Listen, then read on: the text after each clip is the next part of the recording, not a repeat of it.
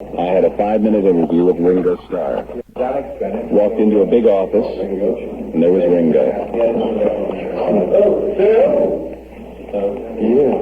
a seat. Sat down at a big square table. And it began. Alex, isn't it? Yeah, right. Where do we begin? Anywhere you like, Alex. At the beginning. Well, why don't we get the rumors out of the way? I'm here to try and dispel them.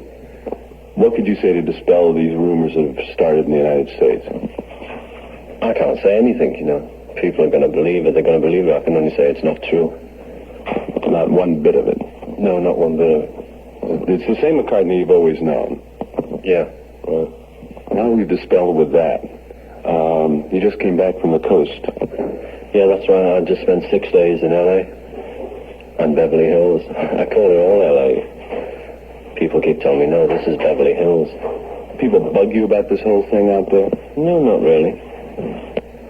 Do you find that, for instance, well, let me ask you why you feel that people would do such a thing, why if such a thing would happen, what the mystique is or something. Have you ever tried to analyze it to yourself, why you four guys have been able to create so much?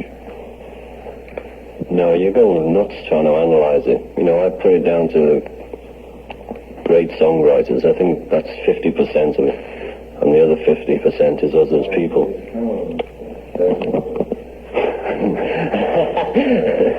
I've gone about 40 hours without sleep, man, and I'm just dead. And look at... Yeah. I think I'm going to go into a hospital bed after this is all over with. Where would you rather be than where you are right now? You're talking about this office or this world or what? You relate to it as you feel like relating to it. Well, let's take it just as this world. England's like the best place for me. I just feel that it's like the least police-stated country in the world. And I feel more comfortable here. And, you know, that's the world. But it can get very heavy if you talk about it as the only place to live, you know. There must be nicer planets. If you could change the rest of the world, what way would you change it?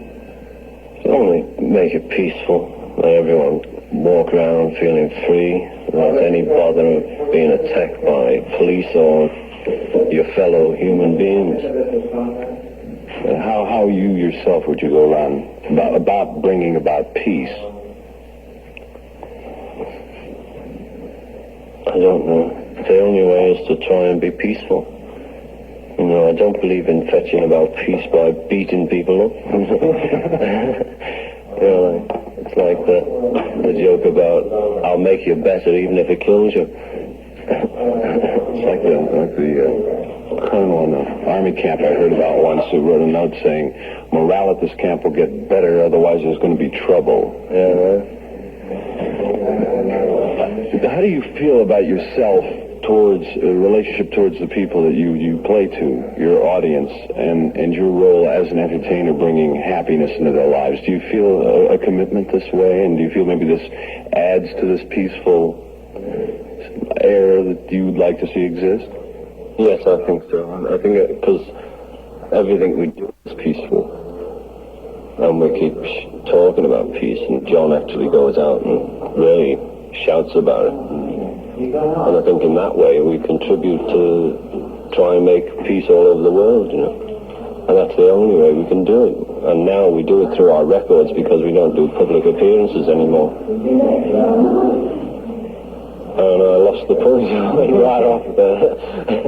Well, there is the thing about music. It's sort of a universal language. I was going to say, yes, you know, and we're doing our best. You're how old now? I'm 29. You're 29. What do you want to be doing when you're 40? I have no idea. I don't know. You know. I don't really want to be doing anything. I just want to be doing whatever I'm doing. What are you doing these days besides making movies and recordings? What else does Ringo Starr do? Well, what he does is he comes into the office and then he goes home to his wife and children and he he just does things like that. And Tell us about your kids, if you don't mind. I mean, just two fantastic little lads, one of 4, one of 2. And they're just too much, they're just sensational. And I like to be with them. And I like to play with them when they let me. Because sometimes you leap in there saying, all right, what are we playing? And they're saying, what do you mean, what are we playing? We're playing. But it's, everything's all right at home. I have a nice time, though. I was asking this earlier of Neil about you guys, but back in, let's say 1963, before the thing began, life was nice and peaceful. And after that time, your life no longer became your own. Did you really mind it becoming that? Or did you feel that's what you had to sacrifice? In those days, I always thought, people saying, oh, but you can't go on buses and you can't go into the pub anymore.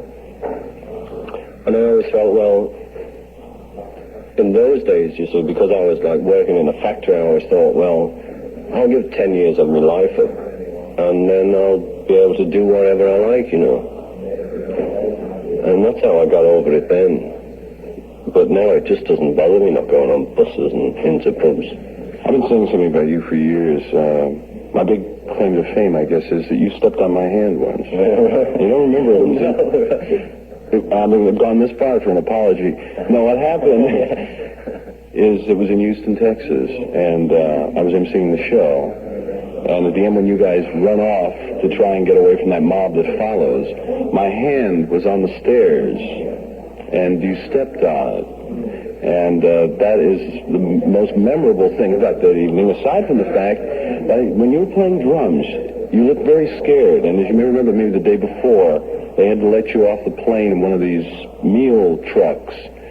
Did you ever get to that point where you were up there playing and you were frightened of that crowd? The worst time I ever had of being frightened was in Canada.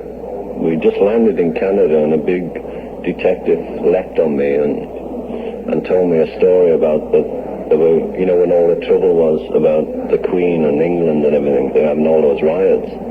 And they'd had a note threatening to shoot me as an English Jew.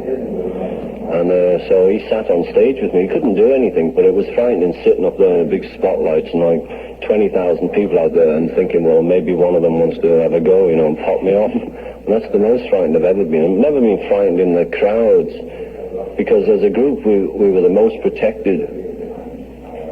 And the worst that ever happened was I only ever had one shirt ripped off my back.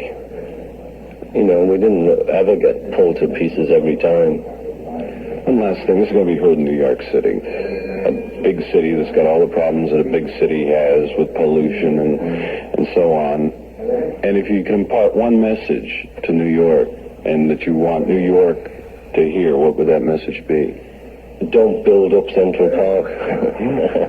Well, I heard that, man. Someone's trying to put buildings all over. It's the only bit of grass you've got. I'd like to keep it as a park for all you New Yorkers. If he's elected mayor. Thank you.